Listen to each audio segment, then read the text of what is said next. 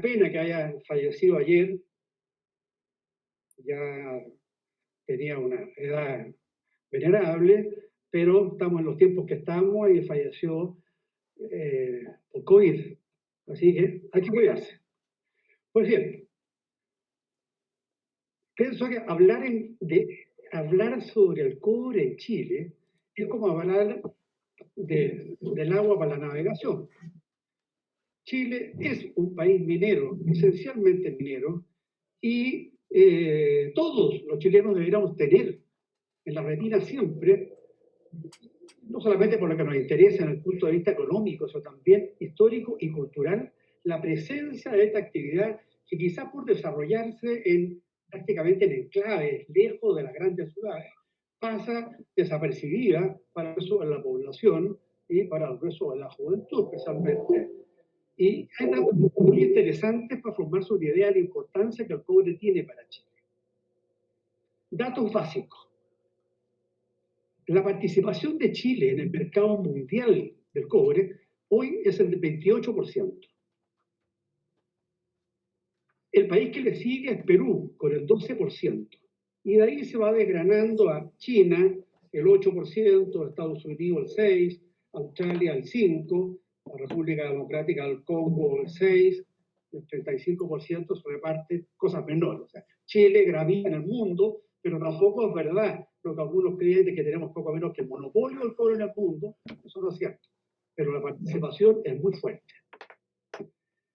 Chile al mismo tiempo tiene el 23% de las reservas conocidas de cobre en el mundo.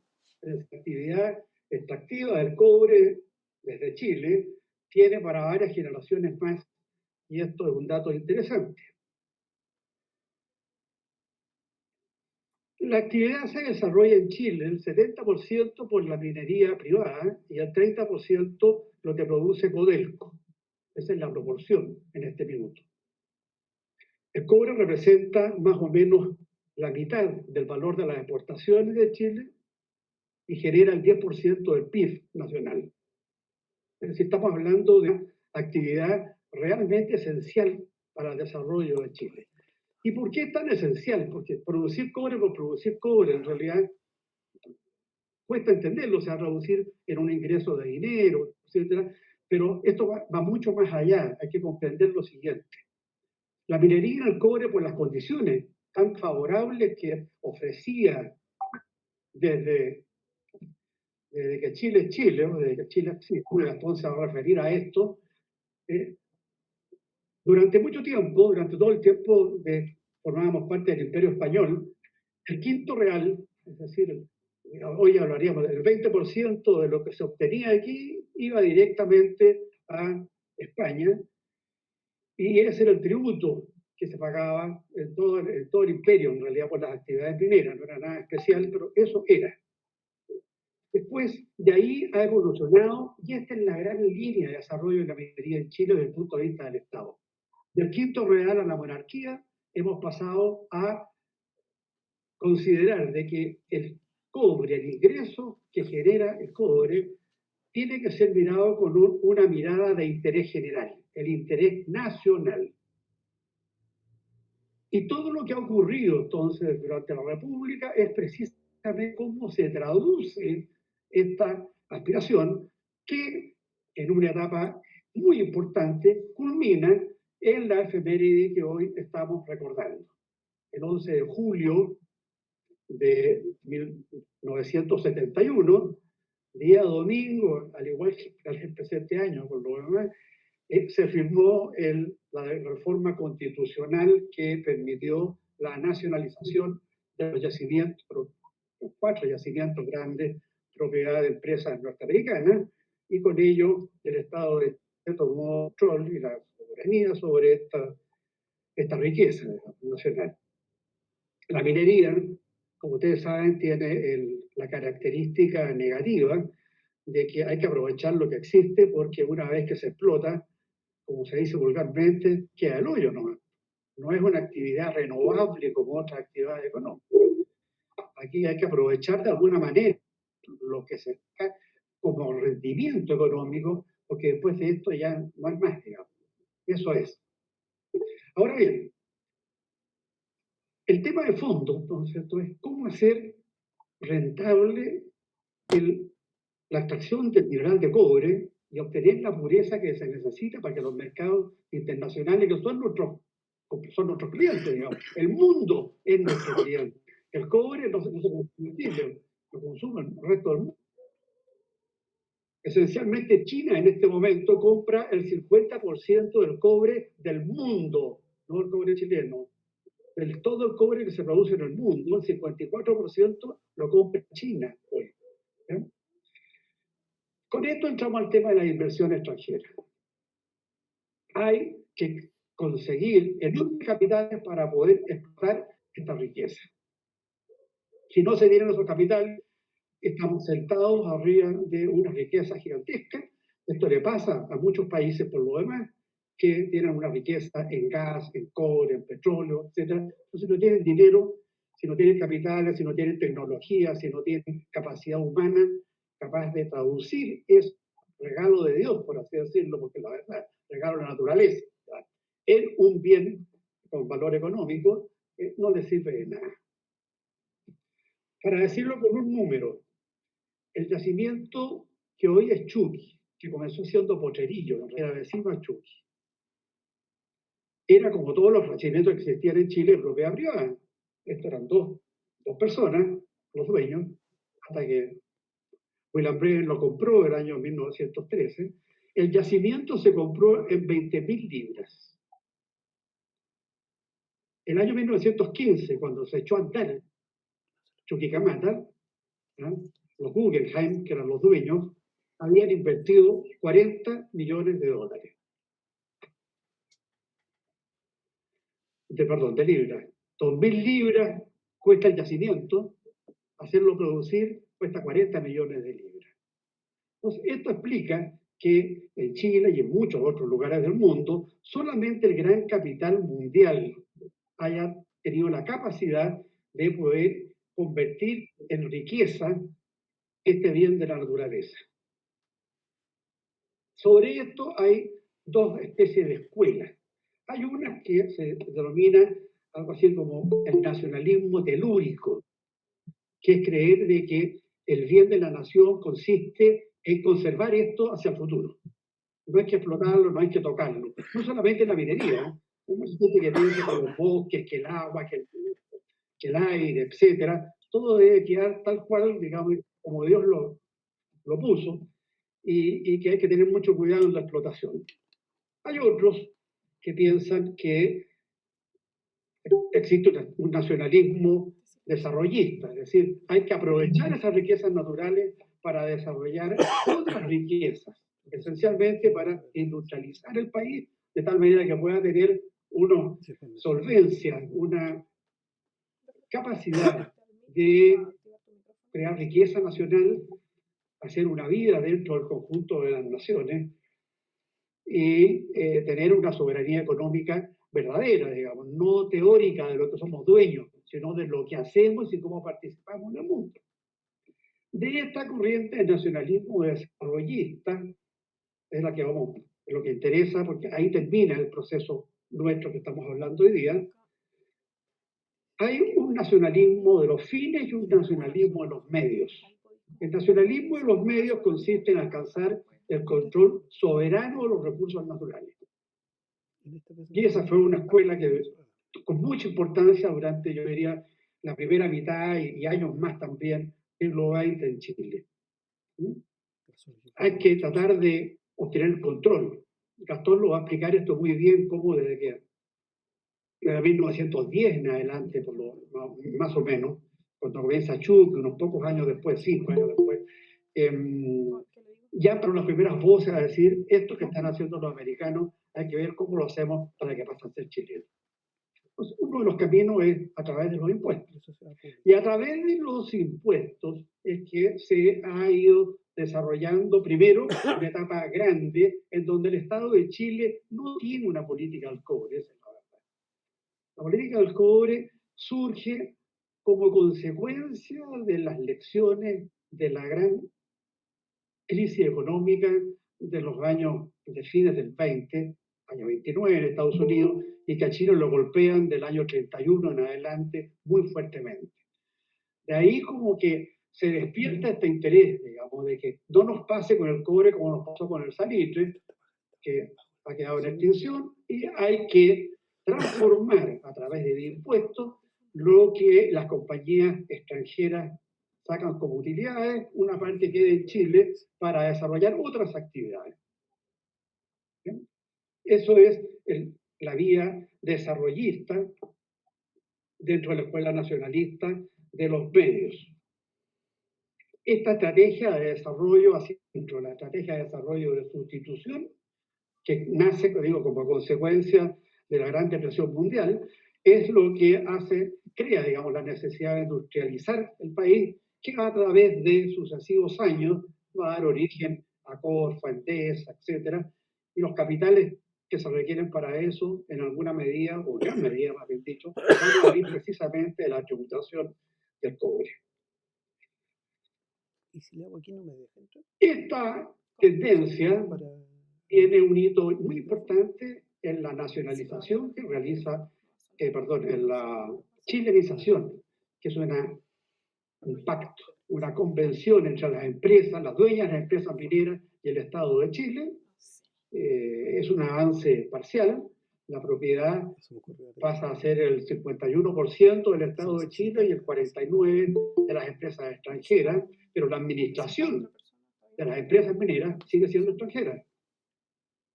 Hasta la nacionalización, que vino unos pocos años después, el 71, la administración sigue siendo americana en realidad.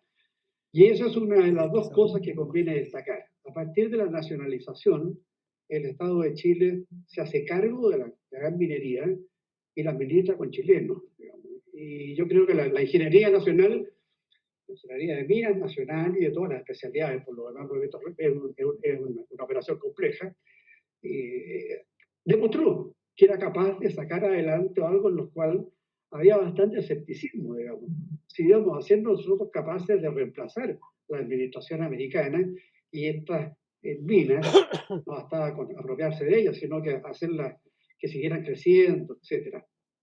Después comienza a virar, por otros motivos, el nacionalismo de los fines, ya no de los medios, sino de los fines, y que consiste en que de manera rápida, hay que buscar capitales que exploten los yacimientos mineros, porque la necesidad de financiar un montón de cosas de educación, de salud, de defensa nacional, de la misma desarrollo de la infraestructura nacional, etcétera, no puede seguir el ritmo de lo que alcanza a hacerse con el pago de los impuestos, sino que debe haber una inyección de dinero fuerte. Para eso se necesita que Codelco ya no sea la única empresa que produce cobre, sino que se inyecte capital extranjero y que se desarrolle una medida que a través de los impuestos genere riqueza para el país.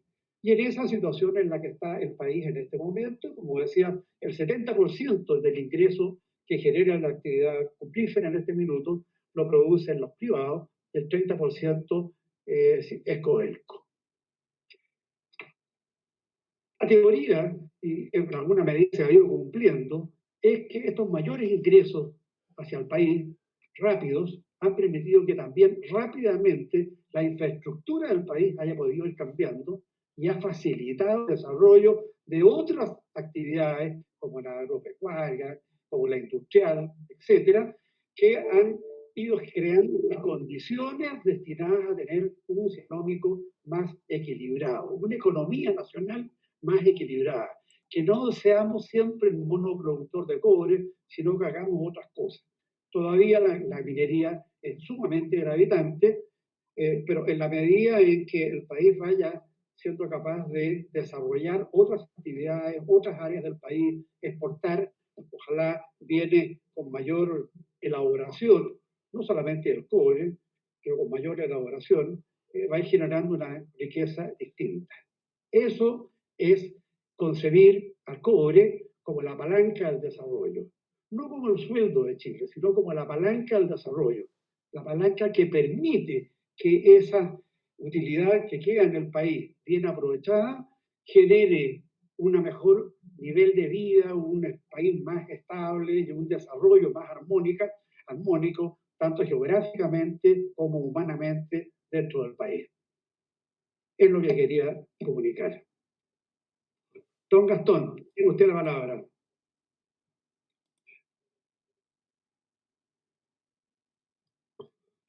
Perdón, antes que empiece Gastón, Patricio, ¿cómo es posible arreglar esto para que no se escuche tan entrecortado? Yo por lo menos lo escucho muy entrecortado. Eso depende de la zona en que cada uno está. Yo lo escucho fluido. Una cosa que puede hacer y que mejora la transmisión es apagar su cámara. Ya. Apagar su cámara y su micrófono. Ya. Abajo, listo. Abajo aparece una cámara y tiene que hacerle clic y esa cámara se apaga. Entonces eso mejora la transmisión porque la imagen consume mucha información. Ya, listo, gracias. Ya. Adelante.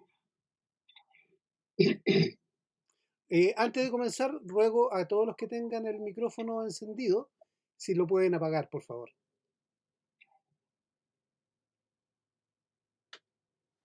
¿Don Gastón? ¿Con la imagen? Sí. Por el principio. Ahí. Ya.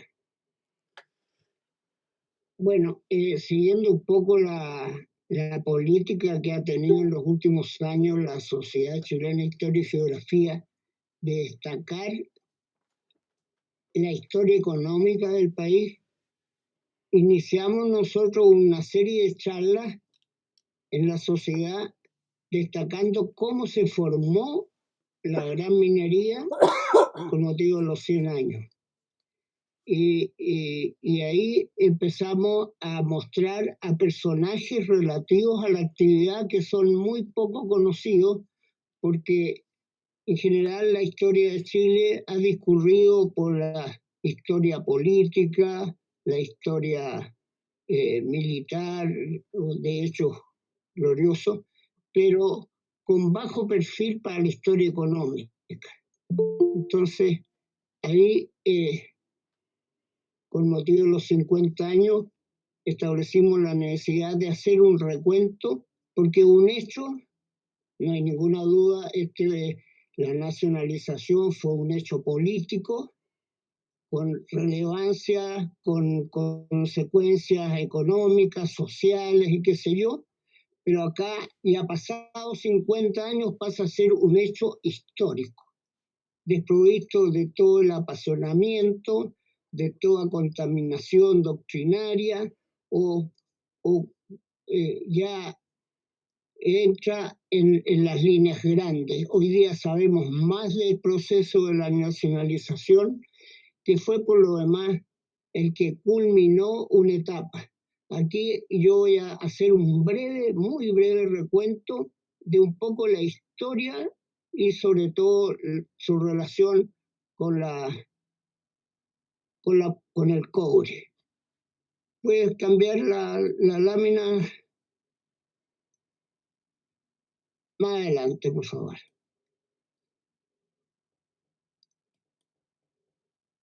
Empecemos. Bueno, Chile, como decía Francisco, es un país esencialmente minero. Aquí tenemos el testimonio del hombre de cobre, que es la momia que se encontró en Chuquicamata, más o menos coetáneo a la llegada de los norteamericanos, y que hoy día se encuentra en ese país, en un museo. El testimonio de que el hombre de estas tierras siempre en la historia estuvo ligado a la actividad del cobre. Sigue nomás. Vino la etapa colonial. En la etapa colonial tuvimos una minería, acuérdense ustedes que lo que impulsó el descubrimiento y la conquista fue el oro, que era lo que movía a las huestes españolas a conquistar nuevas tierras. Esta minería colonial se desarrolló muy primitivamente, muy primariamente, sin mayores tecnologías. Sigue nomás, pasa otra. Y este periodo fue seguido por ya la etapa republicana. Yo hice una publicación de la minería y la metalurgia colonial en el Reino de Chile. El cobre, según decía don Benjamín Vicuña Maquena, era considerado el metal plebeyo. Lo que valía era el oro y la plata. No se consideraba el cobre, se usaba en cosas rudimentarias. Después ya de la República pasó a cobrar importancia el cobre como un metal aplicable a toda la modernidad que trajo el siglo XIX. Aquí tenemos tres personajes importantes de la minería ya republicana. Carlos Lambert, que dio un salto a la minería porque la metalurgia que usaban en cuanto al cobre, la minería colonial era muy primitiva. Los hornos de manga eran unos hornos donde había una capa de leña y una capa de mineral, pero era el mineral de las partes superiores de los yacimientos, que son como dice el lenguaje minero chileno, minerales de color, sulfato o carbonato. Una capa de leña y una capa de mineral, una capa de leña y una capa de mineral, y sacaban de los hornos un cobre, ni siquiera blister, era un eje de mala calidad, pero con el horno de Reverbero, que introdujo en Chile Carlos Lambert, el encargado en Chile de la primera compañía inglesa que llegó, abrió un horizonte nuevo a la gran minería, a la que se unió el conocimiento que puso también el tecnológico, mineralógico, el sabio Ignacio Domeyko, que llegó a Chile por instancias de Carlos Lambert. Ahí nació una minería más tecnificada, más moderna, con mayores recursos, con maquinarias, con bombas, pero tenía una característica la minería republicana del siglo XIX. Era una minería vetífera. Vamos a ver que el cambio de la forma de explotación o la metalurgia cambia fundamentalmente a fines del siglo XIX y principios del siglo XX. Y eso es lo que empieza por echar las bases de la gran minería que se formaría con la intervención de empresas norteamericanas encabezadas, por supuesto, por William Bremer. Sigue, por favor, por otra imagen.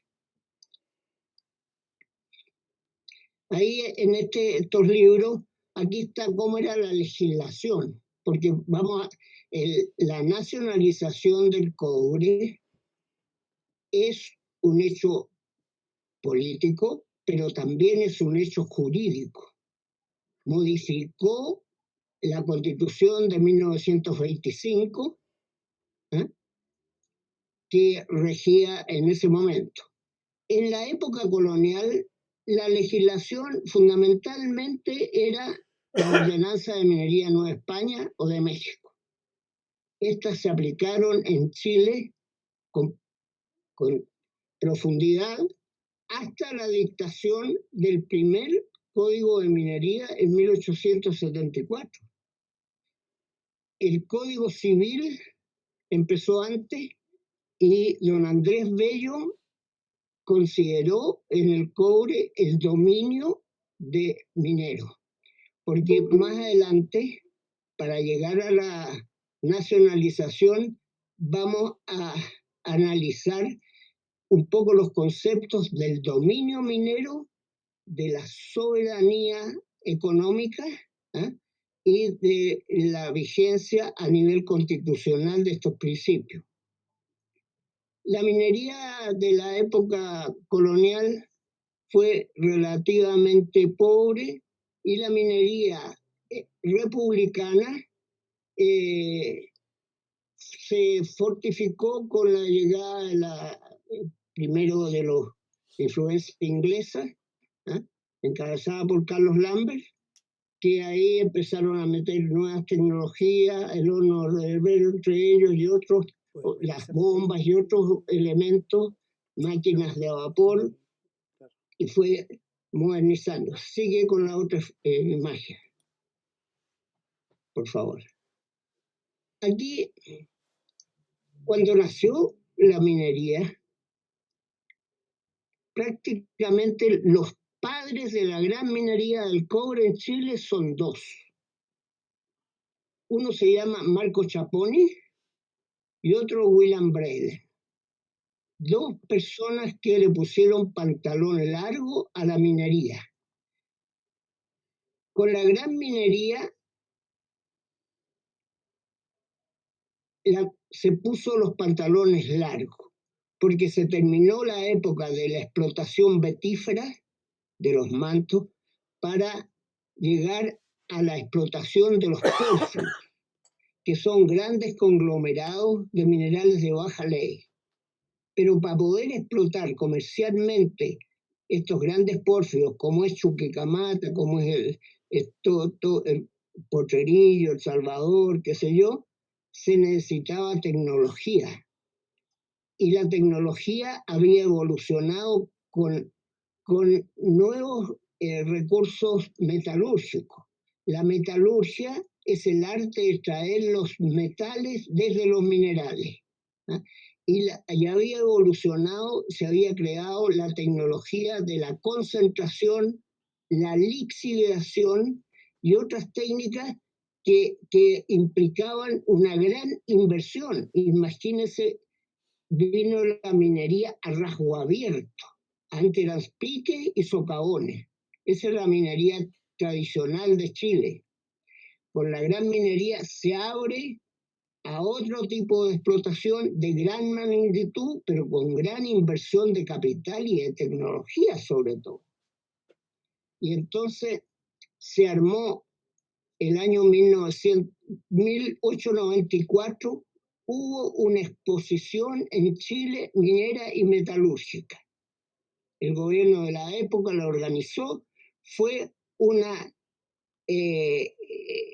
¿cómo se llama? Una exposición en la Quinta Normal muy importante, porque ahí llegaron los norteamericanos con todas sus tecnologías, y entre los que venía a exponer algunas de las maquinarias venía un joven que era William Braden.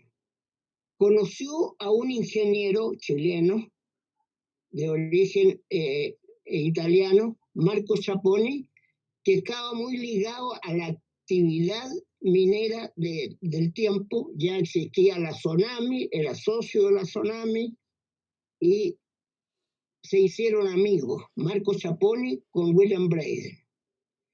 Cuando la familia Concha le encargó a Marco Chaponi más tarde hacer, vender o buscar algún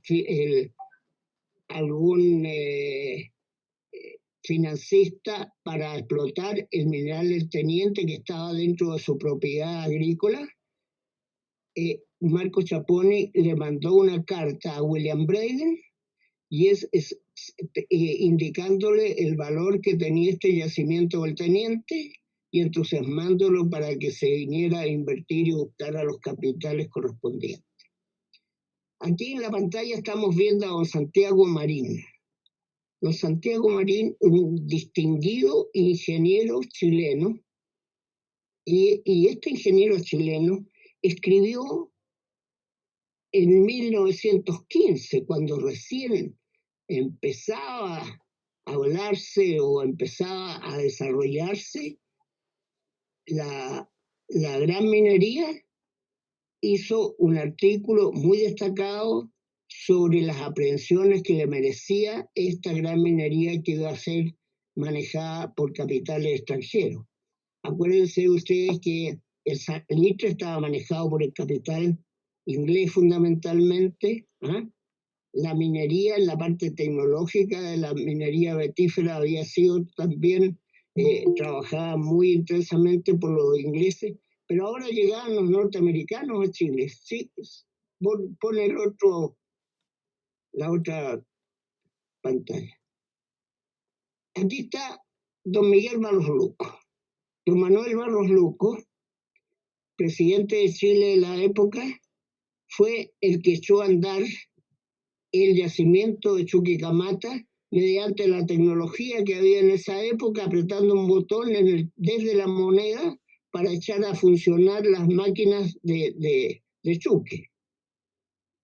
Hoy día don Barros Luco podría estar viendo cómo desde la calle Vitacura se están haciendo las perforaciones en Chuque o en La Escondida. Pero ya fue un avance tecnológico enorme de este presidente de la República, que le tocó justamente en la época del centenario de la independencia de Chile, y le tocó inaugurar Chuque. Pero ya venía Marco Chapone con William Braden armando el negocio del Teniente, que es el otro yacimiento fundamental. Otra lámina, por favor. Otra más adelante. Aquí la minería del siglo XIX y parte del siglo XX regía fundamentalmente sustentada en el salitre. El salitre era, si pudiéramos usando esta terminología tan manoseada, del sueldo de Chile, y era muy buen sueldo. El salitre sintético, el salitre sustentó el crecimiento del fines del siglo XIX y del siglo XX, el ferrocarril y todas estas cosas se sustentaron con lo que producía el salitre, que tenía una tributación, como lo vamos a ver más adelante, muy especial. Sigue nomás, por favor. Aquí el resto de lo que va quedando hoy día, que estamos tratando de salvarlo patrimonialmente. Esta es la oficina Laura, cerca de Humberston. Sigue nomás. Aquí tenemos los presidentes. Como era tan grande la entrada de recursos al fisco que daba el salitre, el cobre fue perdiendo importancia desde la etapa de Carlos Lambert hasta fines del siglo XIX, y languidecía al empezar el siglo XX. La tributación, aquí tenemos todos los presidentes, los 14 presidencias que hubo, desde Barros Luco hasta Allende, para ver cómo fue evolucionando el interés de estos presidentes y por qué se interesaron. Dejaba ya de entrar en la crisis del 29 y antes, con la Segunda Guerra Mundial, con la Primera Guerra Mundial, y la aparición del salitre sintético se juntó con la crisis de 1929, y donde repercutió más fuerte en el mundo, según la Sociedad de las Naciones, fue en Chile, porque fueron dos crisis, una crisis financiera internacional y además la crisis del salitre. Entonces se perdió toda esa etapa brillante del salitre, que cobraba un impuesto por saco. Eso no lo inventaron los chilenos, lo inventaron los bolivianos y los peruanos. Y así lo adquirimos después de la Guerra del Pacífico. Se pagaba por saco exportado. Porque en la época colonial las minas eran del rey, de la corona. Y sin separarlas de su real patrimonio, la concedía a sus vasallos para que la exploraran y explotaran, a cambio del cual le cobraba el quinto real. Y el quinto real era el 20% del valor de la cosa, porque las minas eran de la corona. No existía en Chile, en esta época que estamos mirando, de la época republicana, no existía aquí el impuesto a la renta. el impuesto a la renta, cuando nació la gran minería, ¿cuál era la tributación que había en la gran minería cuando se inició? El criterio de los impuestos era un impuesto aduanero. Se pagaba por la importación o por la exportación. La exportación se gravaba con un 8%. Si el capitán del barco y un cuarto de la tripulación eran chilenos, ese 8% se bajaba al 6%. En cobre, el cobre tenía un impuesto especial, 2 pesos por quintal. Ese era el impuesto que regía en buque extranjero y 1,50 si el buque era nacional. Esa era la tributación que tenía el cobre antes de la ley de la renta, que la ley de la renta ya vino a regir el año 1924, la ley 3.996. Y eso, por supuesto, que hizo variar totalmente el ingreso que tenía el fisco respecto a esta actividad minera. Bueno, esta es la situación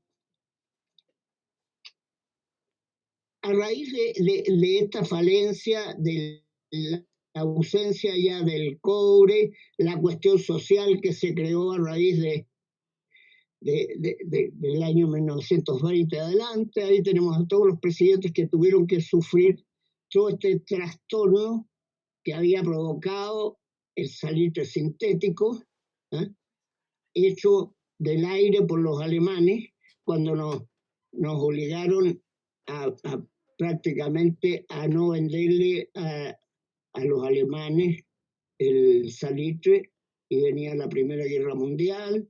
Los alemanes usaron su cabeza y 2 sabios alemanes descubrieron el salitre sintético sacándolo del hidrógeno. Bueno, empezó la clase política ya a interesarse en el tema. ¿Por qué? Porque no existía Ministerio de Minería. En toda esta etapa, hasta Ibáñez, la segunda administración de Ibáñez, se creó recién el Ministerio de Minería. O sea que todo el aparataje que en la etapa colonial tenía el rey de España para controlar su quinto real, tenía los inspectores, los diputados de minas, la Casa de Moneda hacía el proceso con el oro para recuperar el quinto real, pero en la República, sobre todo con la riqueza que produjo el salitre, se descuidó y no tenía un aparataje y no le interesaba el tema de meterse en la actividad económica. Era todo el sistema parlamentario que estaba vigente a partir de la Constitución de 1925, el sistema presidencial, pero poco a poco se fue viendo que Chile ignoraba lo que ingresaba por esta minería del cobre que estaba en manos de norteamericanos y que había cobrado ya una importancia fundamental en la economía chilena.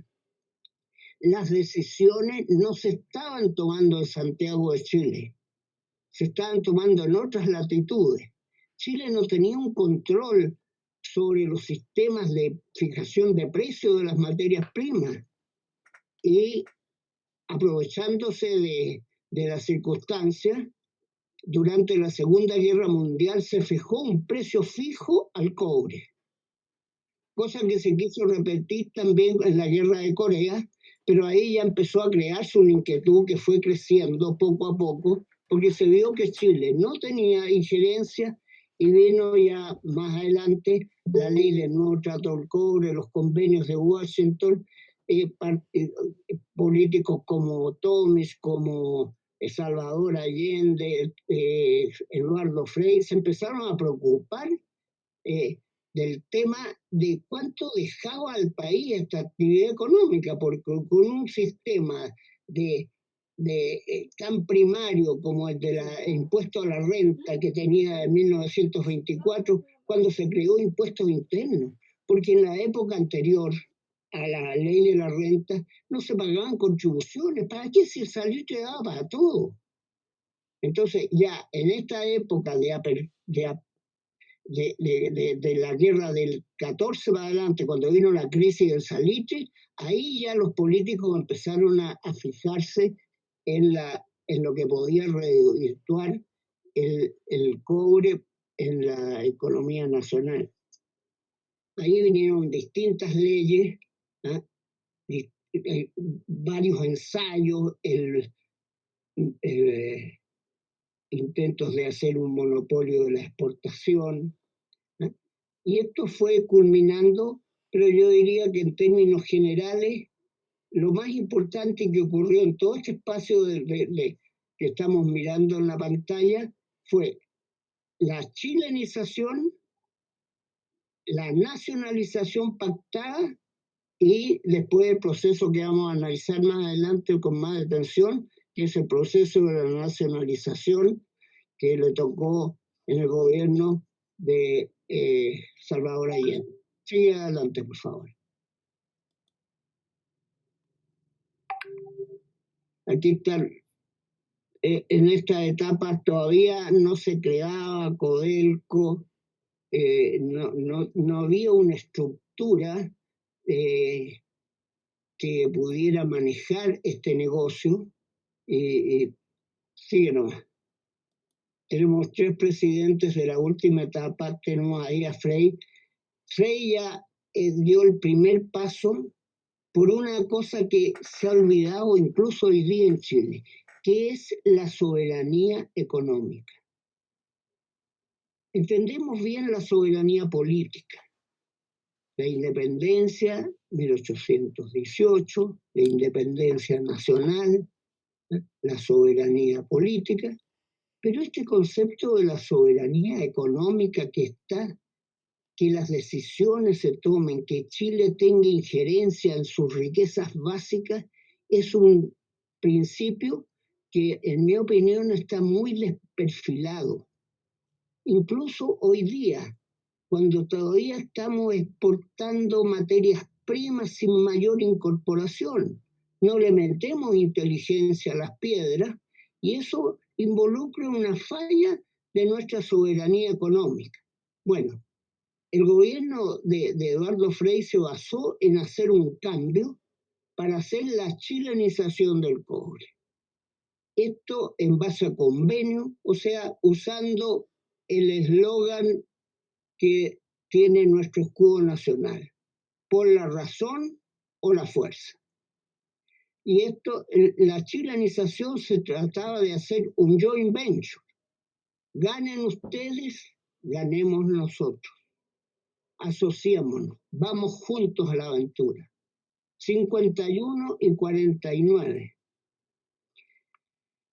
Este proceso de la chilenización causó una expectación a nivel mundial. El precio del cobre se fue para arriba. Llegó, creo que en los primeros años del gobierno de Frei a 1.20, una cosa así. Fue una cosa extraordinaria. Se habían celebrado convenios con las compañías mineras. Sigue el siguiente. Bueno, aquí ya vamos a entrar en la chilenización y la chilenización y la nacionalización pactada tuvieron una importancia como antesala de lo que sucedió después. ¿Por qué? Hay algunas explicaciones, fue insuficiente, llegamos tarde con la chilenización, fue insuficiente la nacionalización pactada. Esas son todos interrogantes que salen de analizar cómo se hicieron. Yo personalmente me tocó participar sobre todo en la etapa de la nacionalización pactada con Alejandro Valles. Y vimos que habían deficiencias de los convenios que había celebrado Raúl Sáez y Javier Lagarrigue con las empresas norteamericanas. Se trató de corregir el proceso en la etapa de la nacionalización pactada, con bastante éxito, pero en todo caso la minería ahí dio un salto. Ahí por primera vez se empezó a tomar el control, se había creado el departamento del cobre, después transformado en Cochilco, se creó Codelco, ya el aparato, se crearon las sociedades colectivas entre NAMI con la Corporación del Cobre, ya había una estructura. La ingeniería minera chilena de ENAMI empezó a prepararse, a conocer procesos que eran ajenos a la tecnología tradicional. Se construyó la refinería de Ventana. Y a mí personalmente me tocó ir a Alemania, a la Lodosa Refinery, a adiestrar a los trabajadores que iban a operar en la refinería, que era una técnica desconocida de minería y su antecesora, la Caja de Crédito Minero. Habíamos llegado a Tom con la Fundición Paipotec y la Fundición Ventana en la época de don Jorge Alessandri.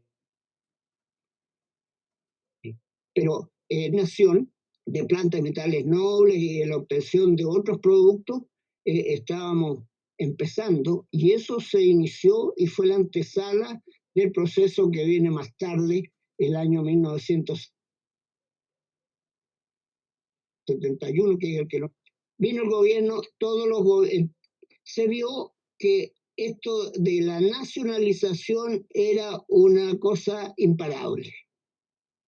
Lo llevaba en su programa el candidato de la Democracia Cristiana, Ramiro Tomes, y lo llevaba Salvador Allende en su programa, o sea que gran parte del electorado que votó en esa elección aceptaba ya llegar a una nacionalización, que fue un paso más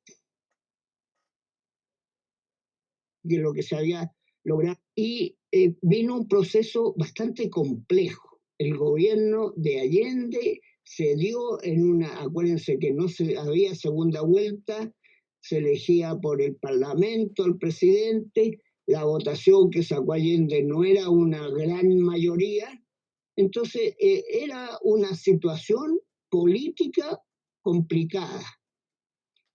Pero él tan pronto subió a su gobierno, envió un proyecto de modificar la Constitución Política de 1925, que nada decía sobre la minería. A propósito de lo jurídico, ninguna de las constituciones anteriores hablaba del dominio del minero. Don Andrés Bello lo puso en el artículo 591, como todos sabemos, el Código Civil es una ley común. Se necesitaba una disposición de rango constitucional que resguardara lo que iba a ser la nacionalización, que en último término es una expropiación. Eso es la nacionalización, porque las minas siempre fueron chilenas. Bueno, el entorno donde se dio esto se discutió rápidamente y ya se fijó en 1971 tener un congreso pleno donde la totalidad de los parlamentarios, que eran 158, se pronunciaran sobre la aprobación de la reforma constitucional. Y este hecho jurídico, yo lo veo desde el punto de vista jurídico, pero también tiene poner de acuerdo a todo un parlamento y lograr la unanimidad ya es un hecho que tiene que a las presentes y futuras generaciones hacerlo pensar. De repente los chilenos somos capaces de ponernos de acuerdo en un hecho. Y el entorno donde se dio ese Congreso Pleno fue especial. Fíjense que se había ocurrido el 8 de julio, el Congreso Pleno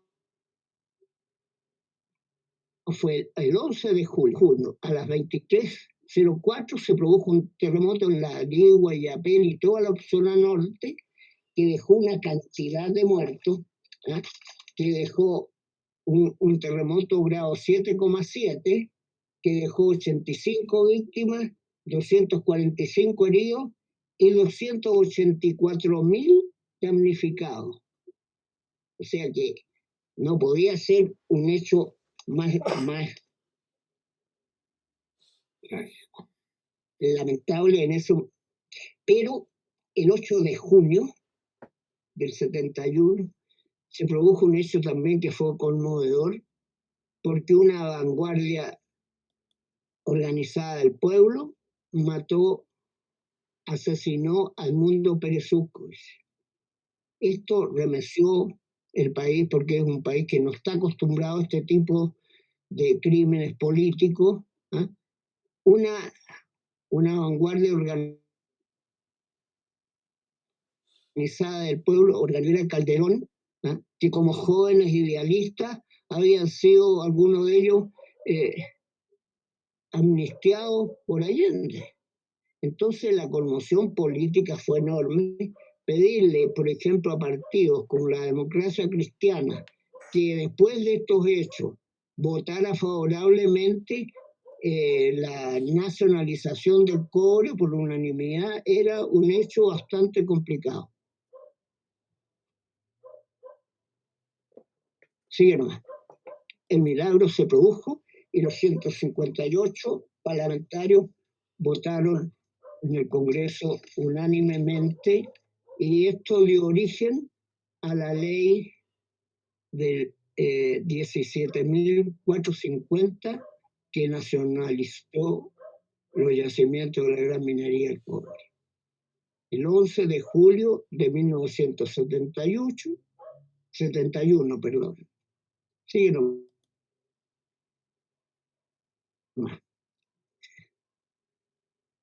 Aquí está el Congreso Pleno votando. Vamos a hacer un breve análisis jurídico de los principios de este instrumento. Sigue adelante. Laura Allende, el ministro de la Cantuaria. Yo no quiero mostrar mucho los próceres, toda la gente que participó, porque en el jurídico de esta magnitud, con las repercusiones que vimos después que tuvo, no era cosa menor. Sigue nomás.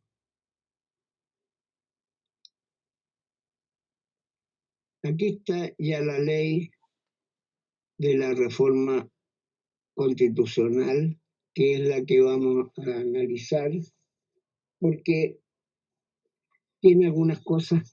El dominio. Voy a hacer algunas consideraciones sobre el dominio minero. El dominio minero, cuando era España, el dominio minero era un dominio de la corona y nadie lo discutía, y el dominio tiene 3 facultades: uso, goce y disposición. El Código Civil lo estableció como un dominio también de esa naturaleza. Lo copió el primer código de minería que hubo en Chile en 1874-75. Pero cambió la situación en el Código de Minería de 1932. Habló de lo que se dice, los tratadistas denominan el dominio eminente o inmanente, en que el Estado es dueño, pero para el solo efecto de entregárselo a quienes lo van a explotar, porque sobre la pertenencia minera se incorporaba en calidad de dominio de propiedad, pertenencia. Esto fue la gran discusión, la naturaleza del dominio minero para transformarlo nuevamente en un dominio patrimonial. El dominio, sabemos que el derecho de propiedad, uso, goce y disposición. Bueno, acá el primer era de la nacionalización de la gran minería, que eso eran aquellas faenas que producía o refinaba el fuego o en una cantidad mayor de 75.000 toneladas, por el electrolítico refinado el fuego.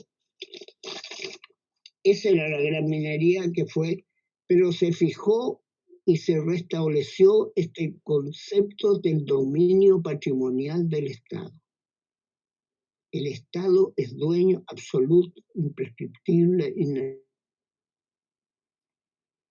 inalienable de todas las riquezas. Ese principio fue el que permitió posteriormente hacer la nacionalización. La ley 17.450 dispuso otra cosa. Dispuso que se iba a dictar un nuevo código de minería, reemplazando, por supuesto, el código en 1932.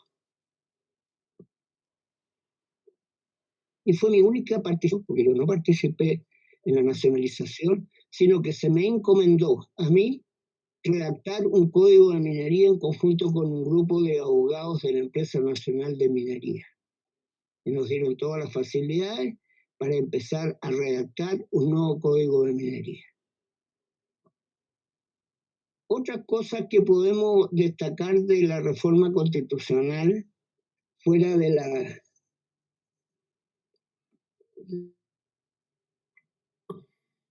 la declaración, la naturaleza del dominio minero,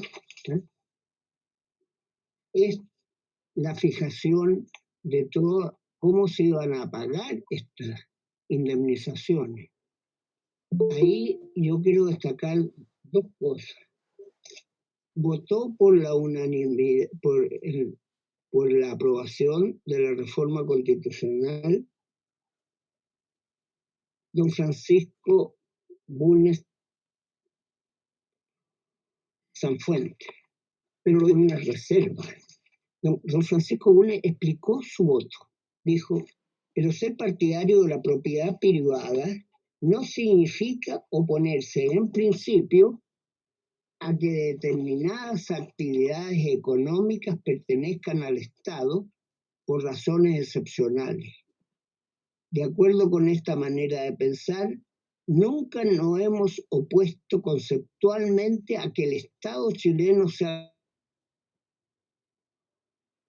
dueño que provee las mayores partes de las divisas con que cuenta el país y cuya permanencia en manos extranjeras significa obviamente que el producido de una riqueza natural imposible de reponer no queda totalmente en Chile, sino que se va al exterior. Eso lo dijo y dio una explicación. Dijo, nosotros en nuestro gobierno nos hemos visto varias veces tentados por las exigencias que nos hacen las compañías. Tanto fue así que el senador Julio von Millenburg presentó un proyecto de expropiación de la gran minería dentro de los numerosos proyectos que se habían presentado antes. Esto significa que de repente se llegó a un consenso de que por la soberanía económica era imprescindible que Chile tuviera una intervención fundamental en la exploración y la explotación de esta riqueza natural. Tenemos que dejar tiempo para las dudas que puedan tener. Ustedes comprenderán que un tema tan complicado que tiene tantos bemoles, nosotros estamos haciendo aquí nada más que un bosquejo histórico. queremos soslayar todo lo que pueda tener otro contenido o otra significación o otras sensibilidades para circunscribirnos al análisis frío como es con datos y antecedentes fidedignos como un hecho histórico del cual lógicamente que tenemos que sacar. Se dice que el ser humano es el único animal que tropieza 2 veces con la misma piedra. Yo creo que el valor de la historia es poder analizar desapasionadamente estos antecedentes, estos periodos, estos procesos, para no llegar atrasados y hacer los cambios a tiempo. Cuando los cambios no se hacen a tiempo, de repente escurren por otros cauces y no se hacen por los cauces jurídicos y normales. Por eso yo creo que la nacionalización fue un proceso que no fue barato, no fue gratis, costó plata, costó mucha plata.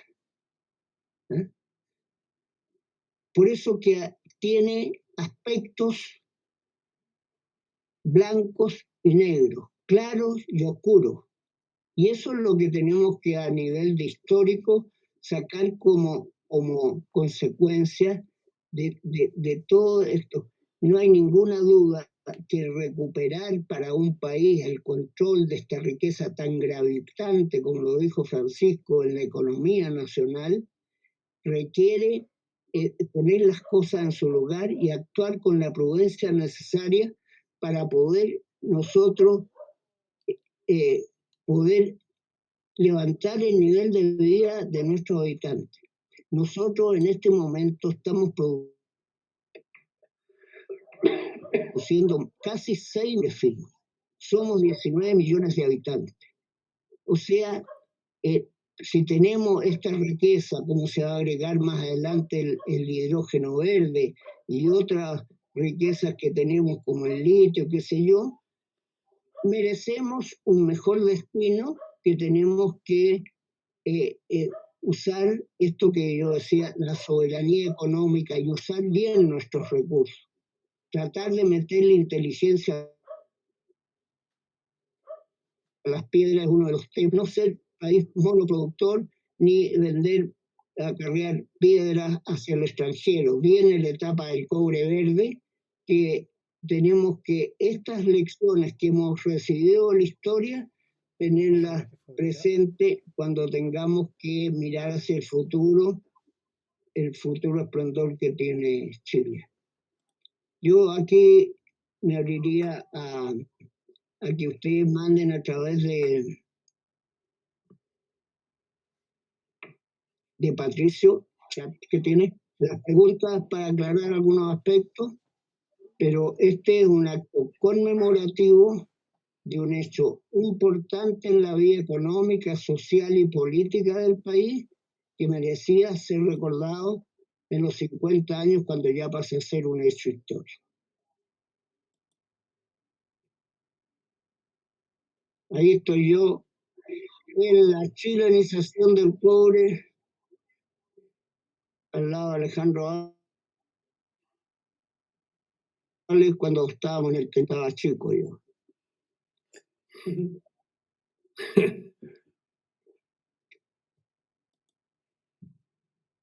Podemos analizar algunas cosas que les interese destacar. Muchas gracias por la paciencia que han tenido de participar en esto. Bien, Gastón. Si alguien tiene una pregunta, podemos hacerlo, si quieren, verbalmente, pero tienen que ser breve para que alcancemos a participar todos. Patricio. Bien preciso. ¿Sí?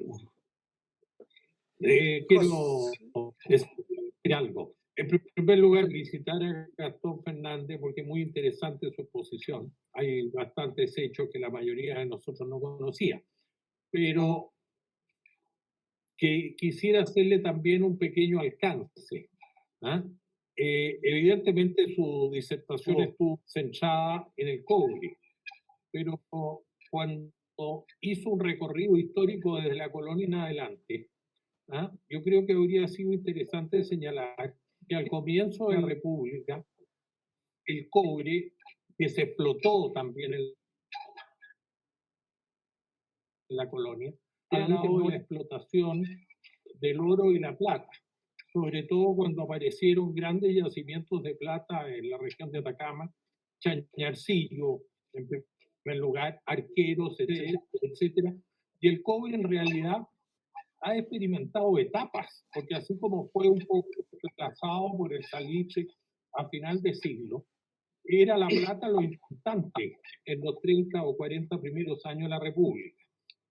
Y el otro alcance que le quería hacer era que cuando nombró, señaló ahí a personajes como Lambert o como Don Ignacio México, yo creo que se debe haber señalado también a don José Tomás Urmeneta, que fue un verdadero pionero en la explotación del cobre, porque la mina Tamaya, que él logró explotar con un sacrificio enorme, fue una gran productora de riqueza. Recordemos que se exportaba a Europa, que se construyó el puerto de Los Filos, creó hasta un ferrocarril para sacarlo, etcétera, etcétera. Yo creo que Urmeneta fue un verdadero pionero en la explotación del cobre en Chile en la época republicana.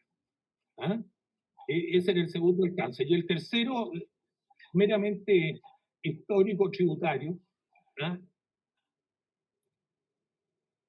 yo creo que cuando dijo que no se pagaba más que el impuesto de aduana por el cobre, deslizó la frase de que en Chile no se pagaban contribuciones. Sí se pagaban. Las contribuciones y los derechos de aduana existieron siempre en la República. Lo que tiene todas las razones es que no había impuesto a la renta, que se creó en la época que él señaló. Esos alcances quisiera hacer nomás. Muchas gracias. Patricio. Sí, don José Miguel Pozo había levantado la mano. Sí, una pregunta muy breve.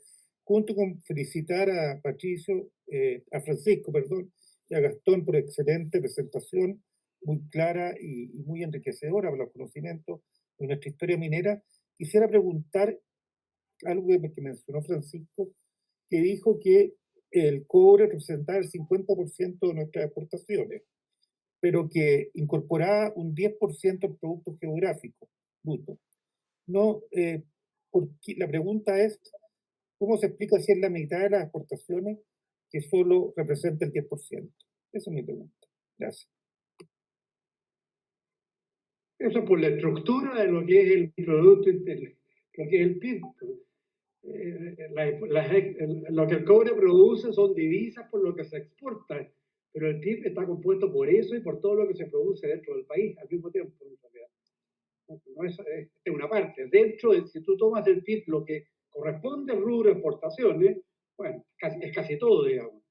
Pero el país hace mucho más cosas que cobre y eso es lo que eso es lo que hace la diferencia. Nada más. Patricio. Sí, don Sergio Gómez. Sí, así es. Quisiera hacer dos alcances, Gastón, si me permites. Uno es, ¿qué significó desde el punto de vista económico la nacionalización del cobre? Hasta hace algunos años, aproximadamente sobre 130.000 millones de dólares ingresaron a las arcas fiscales.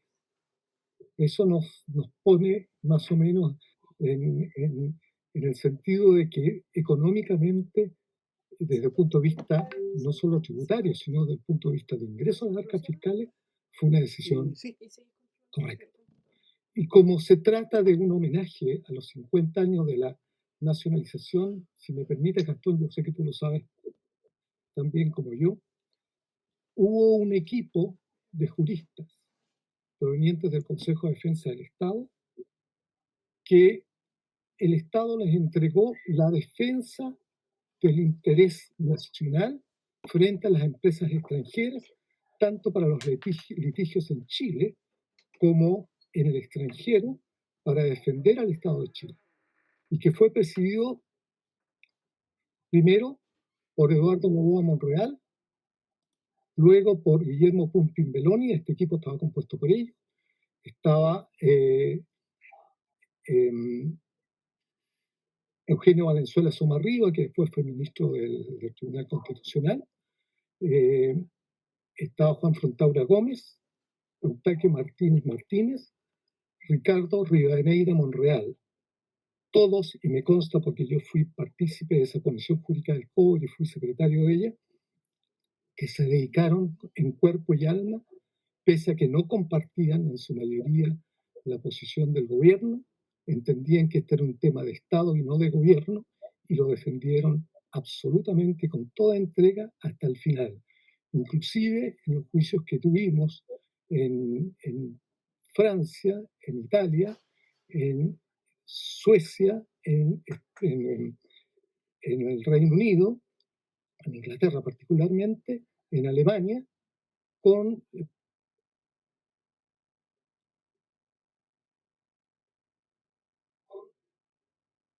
creo que esos fueron los hombres silenciosos que participaron en esta batalla y que la cumplieron a toda cabalidad. Yo quisiera dar un homenaje a ellos porque de ellos solamente quedan 2 vivos. Todos los demás han fallecido. Eugenio Valenzuela Somarriba está vivo y Eustaquio Martínez Martínez. Algunos de nosotros, ya que empezamos nuestra carrera de Derecho, particularmente 2 de nosotros, tuvimos la fortuna de participar en esto desde el comienzo hasta el final, y por eso, como le decía Gastón al inicio, me siento partícipe y parte de mi vida este proceso de nacionalización, y quería hacer, y permítanme, un alcance y un homenaje a estos colegas que se brindaron por esta nacionalización. Muchas gracias. Don Juan Carlos Latorre, ¿tendría la palabra? ¿Aló? Sí.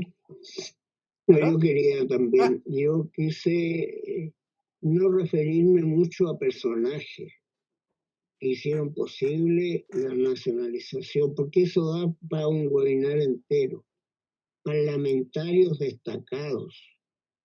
Tenemos el caso de, ya nombré a Francisco Bulnes, Renan Fuentealba, en la misma elaboración que hizo de la redacción Eduardo Novoa Monreal. Después, en la etapa de la negociación, pero es una etapa posterior a la que estamos, don Julio Filippi y la Laura.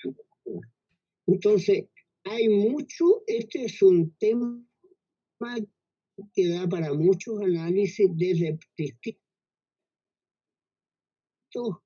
ángulos, desde el punto de vista jurídico, desde el punto de vista tecnológico. Hubo montones de cosas que tuvieron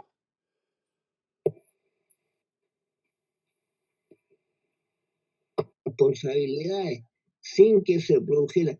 La Confederación de Trabajadores del Cobre, que se creó también, se había creado antes o presente en esta etapa de la nacionalización. El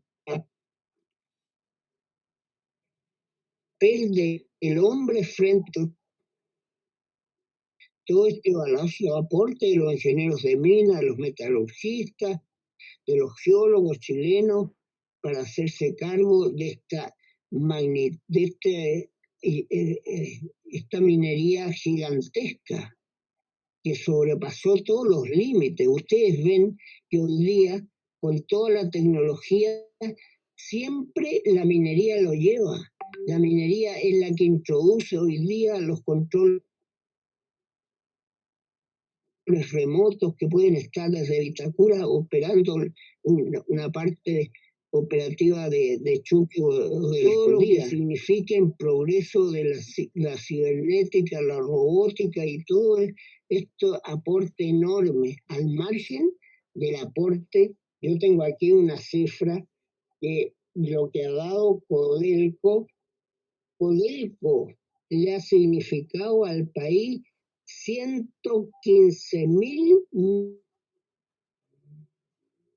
millones de dólares. 115.000 millones de dólares.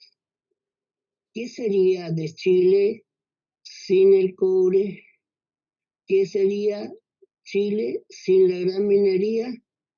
Es lo que nos incita a actuar responsablemente por esta actividad para mejorarle y para sacar el mayor provecho, que es lo que todos esperamos para un país más solidario, más donde esté el chancho más bien pelado.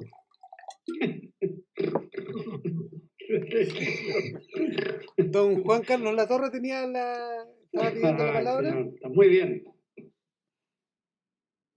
Yo creo que hemos cumplido en tiempo y forma. ¿Sí? Yo le agradezco lo ocurrente. Estaba viendo ahí la cantidad de visto la atención que han puesto en este breve recuento de un hecho histórico que nos deja. Por eso que nosotros desde la sociedad propiciamos un análisis, una reflexión sobre hechos históricos importantes, que van alumbrando, porque el pasado alumbra el futuro. Ese es el valor de la historia. Don Y Gastón, ese es nuestro interés. Don Juan, Muchas gracias. Juan ¿Sí? Carlos Latorre tenía la palabra, la última pregunta, antes de concluir, Ya, o la última intervención. correcto, gracias. Tiene que activar el micrófono. Perdón, ya. No, perdón, yo no pedí la palabra, solamente aprovecho felicitar a Francisco y a Gastón. Realmente excelente las intervenciones. Un abrazo a todos. Gracias. Gracias. Muchas Yo creo que gracias. estaba pidiendo a Sergio de Metro. ¿Alguien más para concluir? ¿Puedo hacer una consulta? Sí. Yo sé que en la Sociedad Chilena de Historia y Geografía, pero uno justamente tiene que aprender la historia y analizar la historia para no cometer los mismos errores o para pivotearse en las cosas buenas que ha hecho. Dado los tiempos actuales, Gastón, José Palar, ¿cuáles serían las lecciones que ustedes creen que debería tomar el Estado chileno considerando lo que pasó hace 50 años atrás? Yo lo ligo al concepto de la soberanía económica. El Estado tiene en muchos aspectos que tener un papel preponderante en varios de los aspectos, respecto al mar, el maritorio, en las riquezas básicas, que se pueda desarrollar una actividad de la magnitud de esta, con lo que la actividad, en el caso de la actividad minera, existe una contingencia incierta de ganancia o pérdida. Es una actividad aleatoria. Si a lo aleatorio del negocio le agrega la incertidumbre jurídica, no hay certeza legal, no hay negocio. Argentina puede tener más minería que la de nosotros, porque es más amplio el ámbito cordillerano, pero cuando no hay seguridad jurídica, no hay minería. O sea, yo creo que es que todos los que participan en el gobierno de la polis lo tengan presente. No se puede jugar con estas cosas, hay que ser serio y responsable. Si tú te refieres a la discusión que hay hoy día sobre el royalty, yo parto por destacar claramente que el Estado tiene patrimonial sobre las riquezas, tiene que nadie trabaja con materias primas gratis. Esto es una cosa mundial y una cosa que tarde o temprano va a llegar a Chile, ojalá que no lleguemos.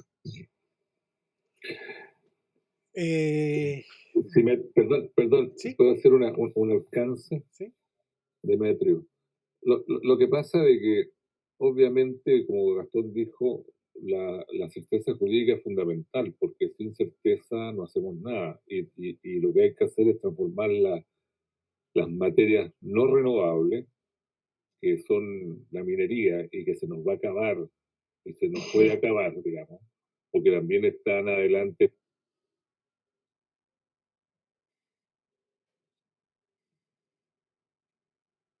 Se cortó. ¿Qué pasó? Se corta. Pero es problema de la señal de él. Perdón, ahora sí, Ya. ahora sí.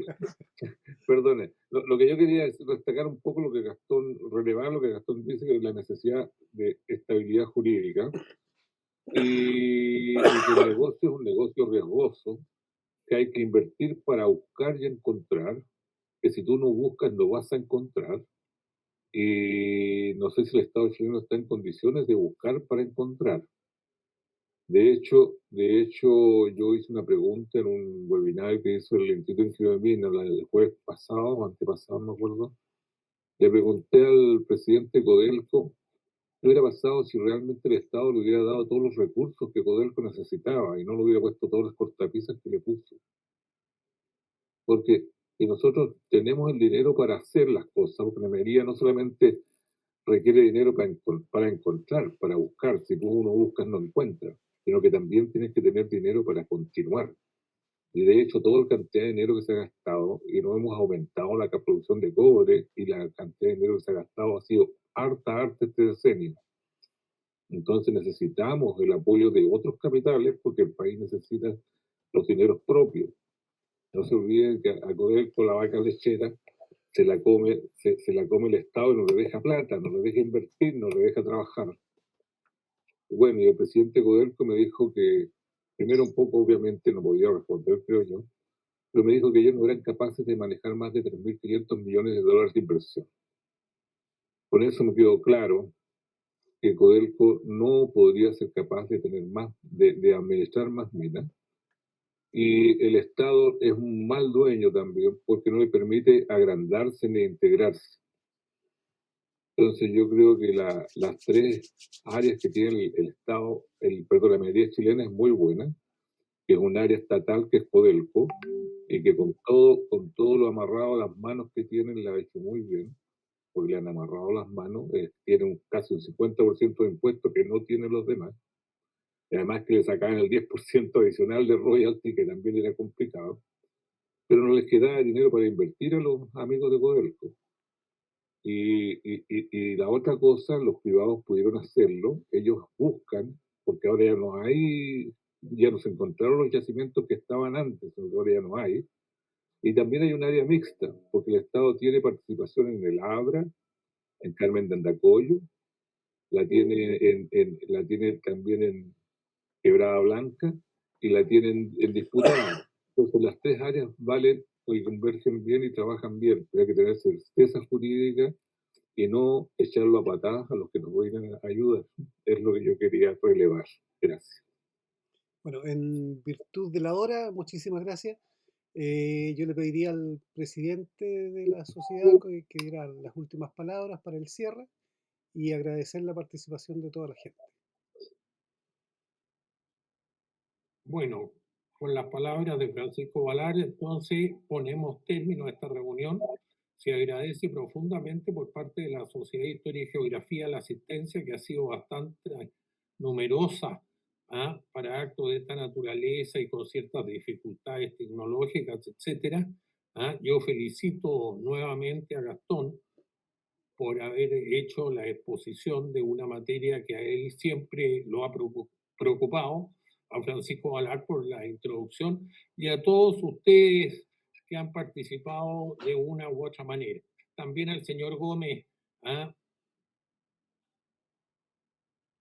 que no es abogado, igual que él, que ha hecho un hermoso recuerdo del equipo jurídico que participó en toda esta operatoria. Bueno, muy amables, muchas gracias y que tengan un feliz día. Gracias. Muchas gracias. Muchas gracias. Juan Guillermo, bravo. Felicitaciones a Gastón y Pancho. Muchas gracias. Muchas felicitaciones. Ya. Vamos a hacer el corte entonces y Gracias. que nos vemos en una nueva Gracias, oportunidad. Patricio, por tu ayuda técnica. Gracias. Un placer. Hemos podido constatar que hay mucha gente con vida todavía, que están todos sobreviviendo. Muchísimas gracias desde Punta Arenas, los felicito desde acá. Lo menos la Acá cuota también se nos parece que está terminó completa. ahora estamos el petróleo y el gas. Gracias. Muchas gracias.